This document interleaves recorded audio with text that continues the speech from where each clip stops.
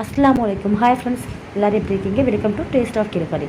நம்ம வந்து இன்றைக்கி என்ன பார்க்க போகிறோம்னா, ஒரு நாள் முற்றிலும் வந்து நோம்பு அன்னைக்கு என்னெல்லாம் செஞ்சோன்னு சொல்லிட்டு பார்க்க போகிறோம். அந்த விலாக் தான் நம்ம இன்றைக்கி வந்து பார்க்க போகிறோம். அது வந்து பார்த்திங்கன்னா நம்ம வந்து வீடியோக்குள்ளே போகலாம். டேஸ்ட்டாக ரொம்ப அருமையாக இருக்கும், நல்லா க்ரீமியாக நல்லா சூப்பராக இருக்கும். கண்டிப்பாக வந்து அந்த வீடியோவை கண்டினியூ பண்ணுங்கள், ஸ்கிப் பண்ணிடாமல் லாஸ்ட் வரைக்கும் ஃபுல்லாக பாருங்கள் ஃப்ரெண்ட்ஸ். இப்போ அதுக்கு மேலே நம்ம சேனலில் இப்போ தான் புதுசாக பார்க்குறீங்கன்னா சப்ஸ்கிரைப், லைக் அண்ட் ஷேர் பண்ணுங்கள், ஸ்கிப் பண்ணால் பாருங்கள் ஃப்ரெண்ட்ஸ் வீடியோ. அதுக்கு வந்து பார்த்திங்கன்னா ஸ்டவ் ஆன் பண்ணிவிட்டு ஒரு கடாய், இந்த மாதிரி நான்ஸ்டிக் கடாயை வச்சுக்கோங்க. வச்சுட்டு பார்த்திங்கன்னா நீங்கள் சாதாரண பால் சட்டியில் கூட நீங்கள் வந்து பண்ணலாம். நான் இந்த மாதிரி கடாயை வச்சுருக்கேன். கடாயை வச்சுட்டு 1/2 லிட்டர் பால் ஊற்றிருக்கேன். நல்லா வந்து அது வந்து நல்லா கொதித்து வரணும். கொஞ்சம் கூட நீங்கள் வந்து தண்ணியை ஊற்றிடக்கூடாது. ஊற்றாமல் பண்ணால் தான் நல்லா வந்து நல்லா உங்களுக்கு க்ரீமியான ஒரு பதத்தில் கிடைக்கும். இல்லைனா வந்து உங்களுக்கு அந்த அளவுக்கு டேஸ்ட்டு தெரியாது. ஏன்னா நம்ம கட்டியாக செய்யும்போது தான் நல்லா டேஸ்ட்டாக இருக்கும். அதுக்கப்புறம் பார்த்திங்கன்னா இன்னொரு பவுல் எடுத்துக்கிட்டு அதில் வந்து பார்த்திங்கன்னா 5 டேபிள் ஸ்பூன் வந்து பால் பவுட்ரு சேர்த்துக்கிட்டேன். இது வந்து பார்த்திங்கன்னா மஞ்சள் கலராக இருக்குதுன்னு நினைக்காதீங்க. இது வந்து பார்த்திங்கன்னா வெளிநாட்டில் உள்ள பால் பவுட்ரு, துபாயில் உள்ள பால் பவுட்ரு. ஸோ அதனால தான் மஞ்சள் கலரில் இருக்குது. நல்ல ஒரு எல்லோ கலரில் இருக்குது பாருங்கள். அதனால தான் சூடான பால் கொஞ்சம் சேர்த்துட்டு இந்த பால் பவுடரோட நல்லா வந்து இந்த மாதிரி கட்டிகள் அது மாதிரி கலந்துக்கோங்க. கட்டிகள் இருந்தால் கூட ஒன்றும் பிரச்சனை இல்லை, நம்ம வந்து பாயில் தானே பண்ண போகிறோம். ஸோ அதனால் வந்து அது கரைஞ்சிடும். பார்த்திங்கன்னா இது நல்லா கொதித்து வந்தோடனே இந்த பால் பவுடர் மிக்ஸை வந்து சேர்த்துக்கலாம். சேர்த்துட்டு பார்த்திங்கன்னா நல்லா ஒரு கப் வந்து மிக்ஸ் கொடுத்துக்கலாம். மிக்ஸ் கொடுத்துட்டு அதே பவுலில் வந்து பார்த்திங்கன்னா ஒரு பேக்கெட்டு, சின்ன பேக்கெட்டால் ஒரு பேக்கெட் வந்து பார்த்திங்கன்னா கடற்பாசி சேர்த்துருக்கேன். சேர்த்துட்டு பார்த்திங்கன்னா எங்கள் ஊரில் இது கடற்பாசின்னு தான் சொல்லுவாங்க, உங்கள் ஊரில் எப்படி சொல்லுவாங்கன்னு தெரியாது எனக்கு. அதுக்கு பார்த்திங்கன்னா இதுலேயே வந்து பார்த்திங்கன்னா ஒரு 1/4 கிளாஸ் கிட்டக்க சூடான பால் சேர்த்துக்கலாம். சேர்த்துட்டு அதேமாதிரி நல்லா வந்து ப்ரெஸ் பண்ணி விட்டுக்கலாம். அப்போ தான் வந்து அது எல்லாமே வந்து உள்ளக்க வந்து நல்லா அடங்கியிருக்கும். ஸோ அதனால தான் இது வந்து பார்த்திங்கன்னா நம்ம ஊர் அமுல் ஸ்ப்ரே மாவுன்னு சொல்லுவாங்க, அமுலியா மாவு. அது வந்து பார்த்திங்கன்னா கொஞ்சம் கொஞ்சமாக நான் வந்து சேர்த்துருக்கேன். இது வந்து பார்த்திங்கன்னா அமுல் மாவு பார்த்திங்கன்னா 3 டேபிள் ஸ்பூன் வந்து சேர்த்துருக்கேன். இப்போ ஒரு டீஸ்பூன்ஸ் வந்து சேர்த்துருக்கேன். சேர்த்து பார்த்திங்கன்னா அதையும் நல்லா வந்து மிக்ஸ் பண்ணிவிட்டு இந்த கடற்பாசி நம்ம ஊற வச்சுருந்தோம் இல்லையா, அதையும் வந்து நம்ம வந்து இது கூட சேர்த்துக்கலாம். இது வந்து பார்த்திங்கன்னா கொஞ்சம் வந்து டைம் எடுக்க தான் செய்யும். ஏன்னா வந்து நம்மளுக்கு வந்து கடல் பாசி வந்து செட்டாகி வர்றதுக்கு கொஞ்சம் டைம் ஆக தான் செய்யும். பட் வந்து டைம் ஆனாலும் பரவாயில்லை, ரொம்ப டேஸ்ட்டாக இருக்கும்.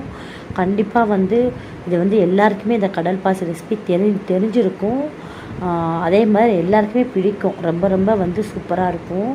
இது பார்த்திங்கன்னா ரொம்ப வந்து நல்லா வந்து ஓரளவு வந்து பாயில் ஆகி வந்ததுக்கப்புறம் பார்த்திங்கன்னா இந்த ஸ்பூனால் வந்து நான் வந்து 1/2 டீஸ்பூன் வந்து அரை ஸ்பூன் வந்து சர்க்கரை சேர்த்துக்கிட்டேன்.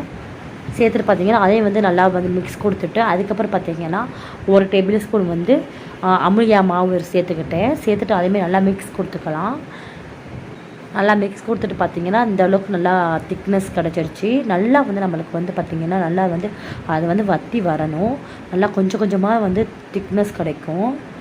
பார்த்திங்கன்னா உங்களுக்கு தெரியும் இருந்ததுக்கு இப்போ இருக்கிறதுக்கும் அந்த ஏடாக இருக்கும்.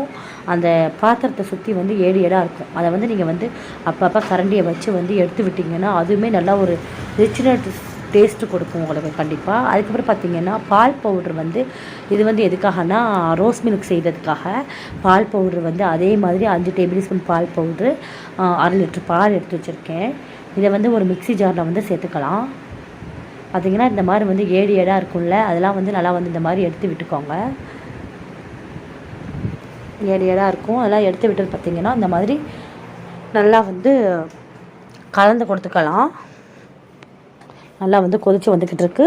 இது எல்லாமே வந்து பார்த்திங்கன்னா நான் வந்து மீடியம் ஃப்ளேமில் இருந்து வச்சு தான் நான் பண்ணுறேன்.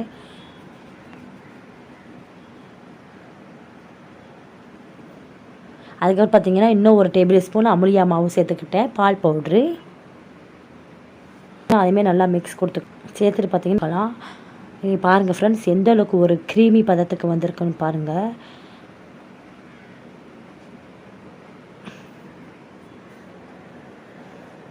நல்லா வந்து அந்த அளவுக்கு நல்லா க்ரீமி பதத்துக்கு வந்ததுக்கப்புறம் நம்ம வந்து ஸ்டவ்வை வந்து ஆஃப் பண்ணிவிட்டு அது கொஞ்சம் ஆறட்டும். கொஞ்சம் வெது வெதுப்பான சூடு வரட்டும், அது வரைக்கும் இருக்கட்டும். இந்த சைடு பார்த்திங்கன்னா நம்ம வந்து பால் பவுடரும் பால் சேர்த்துருந்தோம் இல்லையா மிக்ஸி ஜாரில், அது கூட வந்து பார்த்திங்கன்னா 1 டேபிள் ஸ்பூன் வந்து பார்த்திங்கன்னா ரோஸ் எசன்ஸு, ரோஸ் கலரு ஒரு மூடி, அதுக்கு பார்த்திங்கன்னா ரோஸ் எசன்ஸு வந்து 1 மூடி வந்து சேர்த்துக்கிட்டேன். அதுக்கு பார்த்திங்கன்னா 1/4 கிளாஸ் வந்து நன்னாரி சர்பத்து சேர்த்துக்கிட்டேன். சேர்த்துட்டு பார்த்திங்கன்னா மறுபடியும் வந்து இன்னும் ஒரு 2 டேபிள் ஸ்பூன் வந்து பார்த்திங்கன்னா பால் பவுடர் வந்து சேர்த்துக்கிட்டேன். அதுக்கப்புறம் பார்த்திங்கன்னா சர்க்கரை வந்து பார்த்திங்கன்னா இந்த ஸ்பூனால் கரெக்டாக வந்து 4 டேபிள் ஸ்பூன் வந்து சேர்த்துக்கிட்டேன். இது வந்து பார்த்திங்கன்னா நல்லா ஆறிடுச்சு, கடல் பாசி வந்து நல்லா ஆறிடுச்சு. இந்த ஸ்டேஜில் வந்து பார்த்திங்கன்னா நான் வந்து ஒரு கிளாஸ் பவுல் எடுத்திருக்கேன், அதில் வந்து ஊற்றி செட் பண்ணிக்கலாம். நீங்கள் வந்து செட் பண்ணுறதுக்கு வந்து பார்த்திங்கன்னா நெய்யோ இல்லை எண்ணெயோ எதுவுமே அப்ளை பண்ண தேவையில்லை, நம்மளுக்கு வந்து ஈஸியாக வந்துடும். ஏன்னா இது புட்டிங் தானே, கடல் பாசி தானே, அதனால் வந்து நான் சட்டுன்னு ஈஸியாக வந்துடும். இது வந்து பார்த்திங்கன்னா ஊற்றி கொஞ்ச நேரத்துலேயே வந்து கொஞ்சம் நல்லா வந்து செட் ஆகி வந்துடும். ஸோ நம்ம வந்து கொஞ்சம் கூட இது கிடையாது. மேட்டாப்பில் கொஞ்சமாக கார்னிஷ்காக நான் வந்து முந்திரி வந்து ஆட் பண்ணியிருக்கேன். மேட்டாப்பில் கொஞ்சமாக வந்து தூவி விட்ருக்கேன். நீங்கள் வந்து பிஸ்தா, பாதாம் எது வேணால் நீங்கள் வந்து தூவி விட்டுக்கலாம். ரொம்ப டேஸ்ட்டாக இருக்கும், நல்லாயிருக்கும். நல்லா கடிப்படும் போது நல்லா சூப்பராக இருக்கும். சேர்த்துட்டு பார்த்திங்கன்னா நீங்கள் வந்து பார்த்திங்கன்னா அந்த கண்ணாடி பவுலில் தான் செய்யணும்னு கிடையாது. நம்ம இந்த குழந்தைங்கள்லாம் ஸ்கூலுக்கு கொண்டு போவாங்க இல்லையா லன்ச் பாக்ஸ், அதில் கூட நீங்கள் வந்து ஊற்றி செட் பண்ணி வைக்கலாம். நீங்கள் வந்து வெளியே வச்சாலுமே வந்து செட் ஆகி வந்துடும், கடல் பாசி வந்து செட் ஆகி வந்துடும். நான் வந்து பார்த்திங்கன்னா ஃப்ரிட்ஜில் வச்சுருக்கேன். ஃப்ரிட்ஜில் வச்சு சாப்பிடும்போது அந்த ஜில்னஸோடு சாப்பிடும்போது தான் நல்லா ஒரு டேஸ்ட்டாகவும் இருக்கும், நல்லாவும் இருக்கும். அந்த நோம்பு திறந்துட்டு சாப்பிடும்போது செம்ம இதாக இருக்கும், நல்லா சில்லுன்னு சாப்பிடும்போது தான். அதனால் நான் வந்து ஃப்ரீசரில் தூக்கி வச்சுட்டேன். அதுக்கப்புறம் பார்த்திங்கன்னா ரோஸ் மில்க்குமே நல்லா வந்து அரைச்சி வந்துருச்சு. இதை வந்து ஒரு பவுலில் ஊற்றிக்கலாம். ஊற்றிட்டு பார்த்திங்கன்னா அதே மிக்ஸி ஜாரில் வந்து ஒரு 6-7 முந்திரி எடுத்து வச்சுருக்கேன். அதையும் சேர்த்துட்டு நல்லா வந்து அரைச்சிக்கலாம். நான் வந்து கழுவலாம் இல்லை ஃப்ரெண்ட்ஸ், அது அப்படியே தான் நான் வந்து அரைச்ச இதோடு தான் நான் வந்து முந்திரியும் போட்டு அரைச்சிருக்கேன்.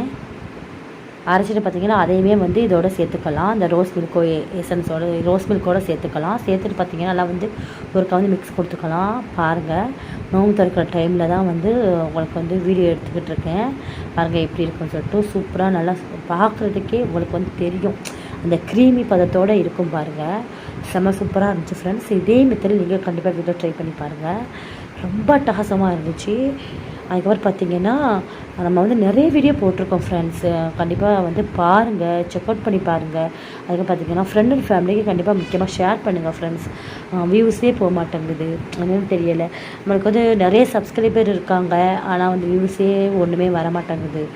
என்ன இது பண்ணுறதுனே தெரியலை. எல்லாருமே ரிலேட்டிவ்லாம் வந்து கேட்பாங்க, என்னாச்சு உன் வீடியோ, என்னாச்சு உன்னால் முடியாதுன்னு சொன்னாங்க இல்லையா, அவங்களாம் ஒரு மாதிரியாக இதாக வந்து கேட்பாங்க, என்னாச்சு உன் வீடியோ ஏன் வியூஸே போக மாட்டேங்குது, அவ்வளோதானான்னு சொல்லி கேட்பாங்க. ரொம்ப இதுவாக இருக்கும். அப்போலாம் இல்லை, கண்டிப்பாக ஒரு நாள் வந்து வியூஸ் போகும், கண்டிப்பாக வந்து போகும், பாருங்கள் அப்படின்னு கூட நான் சொல்லி வச்சுருக்கேன். ஒரு நம்பிக்கையில் தான் நான் சொல்லி வச்சுருக்கேன். எல்லாருமே என்கிட்ட கேட்கும்போது ரொம்ப கஷ்டமாக இருக்கும்.